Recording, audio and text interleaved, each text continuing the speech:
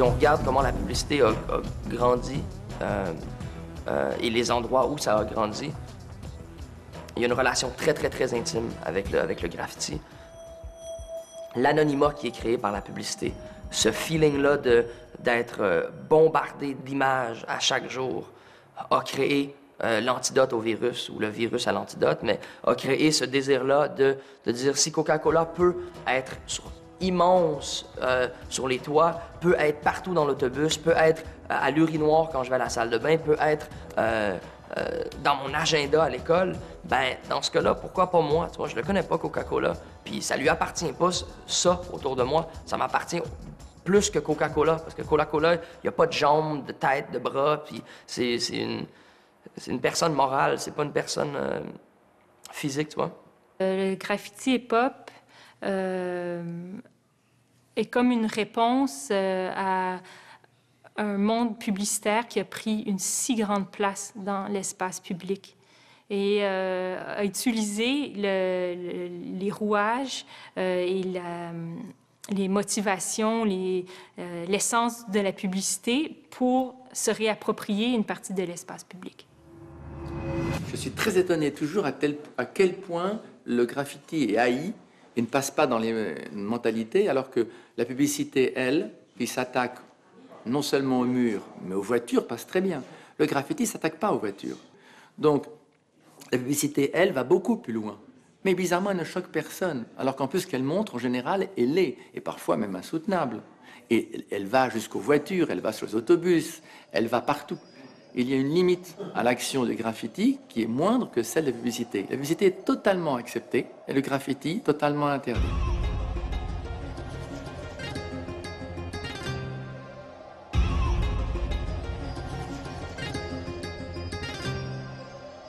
Suite 21, Ontario Est. Les clients rentrent, sont sérieux, ils veulent le best. J'ai un feeling hardcore comme de la Montana. Mais matin, je pense que je vais shiner à la Tony. Ok, t'es prête, vas-y, avant qu'on meure d'ennui. Par le char, on s'évade d'ennui.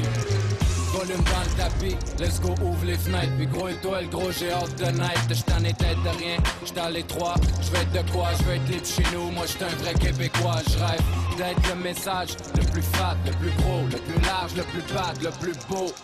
On arrive au spot, spoté à veille. Arrête ton bien, il faudrait pas réveiller la vieille qui dort. Ses billets de 20 $.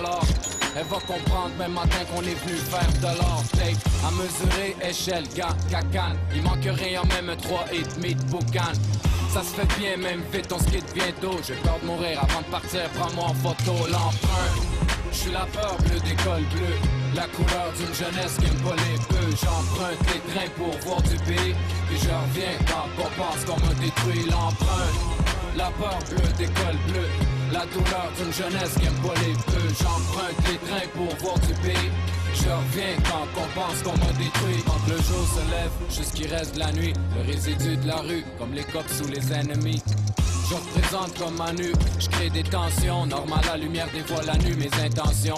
J'y pense quand une belle chick se passe. Ça me sourit le cochon l'autre bord, se demande ce qui se passe.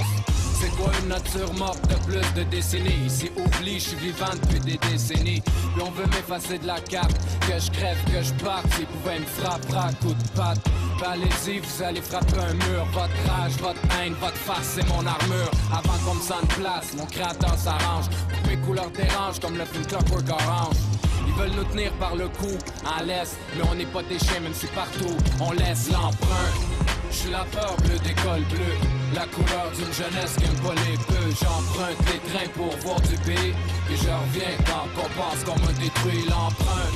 C'est pour ça qu'on voit le graffiti aussi fort dans les milieux urbains, parce que la publicité est envahie partout. Tu as le feeling d'anonymat qui existe. Donc, pour combattre l'anonymat, tu as un petit pourcentage de gens qui ont ce désir-là et cette effervescence-là interne de devoir se réapproprier, de devoir dire, OK, s'il y a un Coca-Cola là, je vais faire mon nom de collectif encore plus gros, encore plus visible. Puis c'est pour ça, justement, qu'il y a beaucoup de corrélations à faire entre comment que la publicité spread out et comment le graffiti spread out, les endroits où ils vont, la manière que c'est peint et que c'est représenté. Ce qui est la game du graffiti un peu, c'est d'être présent, d'être tout le temps là, d'être partout le plus possible, pareil comme une marque. C'est vraiment de la publicité. On serait des très bons publicistes, là. C'est vraiment comme on cherche des spots qui ont de l'impact, puis t'essayes d'être présent dans le subconscient collectif. Donc, de vouloir détruire le graffiti ou de combattre le graffiti, c'est ridicule lorsque tu ajoutes des billboards sur l'autoroute et que tu rajoutes du temps de publicité sur YouTube et que pour moi, c'est un discours qui est absurde, qui est totalement absurde et même hypocrite, je dirais. Messages on walls are so important. You know, I think graffiti is evolving as well, and I think it's always been there. So to even say it's evolving, but like public art, you know, the idea of so many other elements that to me tie back to putting messages on in public space, stickers, wheat pasting, stenciling, all these other areas that are evolving right now, even like public outdoor sculptures that come off of buildings, and all these ways that you know, the traditional idea of, you know, tagging, bombing, like all these murals, all these different things is evolving into a space of public art, which is beautiful to me. Le graffiti en ville, par exemple, s'est développé pourquoi? C'est par rapport à la publicité. C'est une forme d'expression alternative vis-à-vis de la publicité. Les villes sont beaucoup plus polluées par la publicité que par les graffitis, à mon avis. Donc, on peut dire que la publicité, c'est l'aspect mainstream de la culture visuelle urbaine. Et puis, le graffiti, c'est la perspective, effectivement, contre-culturelle, alternative, underground, qui répond et qui propose un contre-discours non publicitaire, anti-publicitaire peut-être, mais qui fait la promotion du graffiteur, de celui qui comment on dit, stand up, là, tu sais, qui se lève et qui prend la parole, finalement. Bon, c'est un peu ce genre de geste-là qu'il y a derrière l'action graffitiste. Là. We did one project, I think it was in 2008, where there was an 80-foot wall, and we had 8 artists painting. The theme was Beautiful City. Right? And that tied to a campaign that we were running that was called the Beautiful City Campaign, where we were putting a tax on billboards. We're proposing, we didn't put a tax on billboards, but we were working with City Council to put a tax on billboards for art in the public sphere, so that there would be a fee for every billboard that was up, that a certain percentage of that would go back to enforcement, to make sure that illegal billboards weren't going up in the city, and making sure that that money was being earmarked to go back into youth arts projects in public space in marginalized communities around Toronto. La loi sur l'aménagement et l'urbanisme est très claire qu'il n'existe aucun droit acquis en matière d'affichage publicitaire et ça s'inscrit dans un mouvement mondial, en fait. La ville de São Paulo a récemment banni les méga panneaux publicitaires et du jour au lendemain, ce métropole est devenu beaucoup plus beau, beaucoup plus joli et les citoyens sont devenus plus fiers de leur ville. Elle est partout, dans la rue, le métro, les aéroports, les stades, sous l'eau, sur terre ou dans les airs. La publicité extérieure ou pub outdoor est le 3e support après la presse et la télévision, avec plus d'1 milliard d'euros de recettes annuelles en France.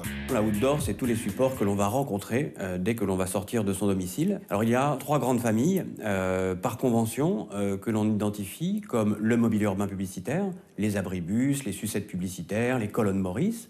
Vous avez ensuite les transports, avec la publicité dans les gares, dans les aéroports, dans le métro, par exemple, et puis le grand format publicitaire que nous avons le long des axes de circulation et qui représente l'essentiel de la communication extérieure, auquel s'ajoutent évidemment tous les supports de type support mobile, support événementiel, qui présentent aujourd'hui une croissance assez intéressante d'ailleurs. On peut distinguer les panneaux réclames, les panneaux publicitaires des autres formes de publicité, dans le sens que c'est vraiment un cas classique de la privatisation des bénéfices et de la socialisation des coûts. C'est la seule forme de publicité qui existe qu'on n'a pas le choix de regarder.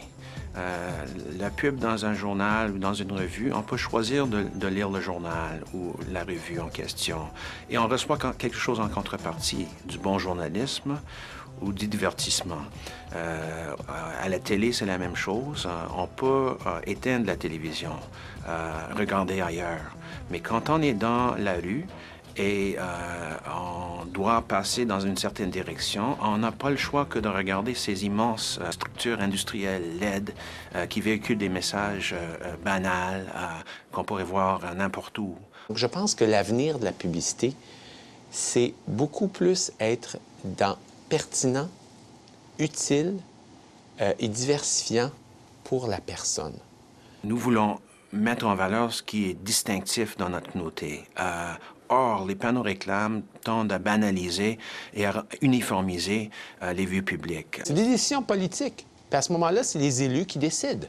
Puis s'ils pensent que pour le patrimoine culturel, c'est important de ne pas avoir ça, bien à ce moment-là, bien, qu'ils prennent la décision. Puis si les citoyens ne sont pas contents, bien à ce moment-là, ils pourront s'exprimer, puis d'autres politiciens le mettront. Les gens comprennent très vite qu'il y a une certaine hypocrisie, qu'il s'agit de deux poids, deux mesures.